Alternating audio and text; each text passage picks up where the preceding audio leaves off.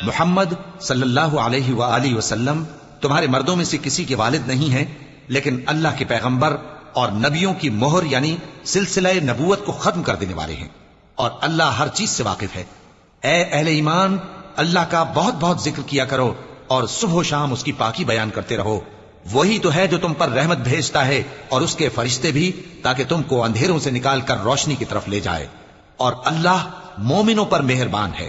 جس روز وہ اس سے ملیں گے تو ان کا تحفہ اللہ کی طرف سے سلام ہوگا، اور اس نے ان کے لیے عمدہ ثواب تیار کر رکھا ہے۔ اے پیغمبر، ہم نے تم کو گواہی دینے والا اور خوشخبری سنانے والا اور خبردار کرنے والا بنا کر بھیجا ہے، اور اللہ کی طرف اسی کے حکم سے بلانے والا اور چراغ روشن۔ اور مومنوں کو خوشخبری سنا دو کہ ان کے لیے اللہ کی طرف سے بڑا فضل ہے، اور کافروں اور منافقوں کا کہا نہ ماننا اور نہ ان کے تکلیف دینے پر نظر کرنا، اور اللہ پر بھروسہ رکھنا، اور اللہ ہی کارساز کافی ہے۔ مومنوں، جب تم مومن عورتوں سے نکاح کر کے ان کو ہاتھ لگانے یعنی ان کے پاس جانے سے پہلے طلاق دے دو تو تم کو کچھ حق نہیں کہ ان سے عدت پوری کراؤ،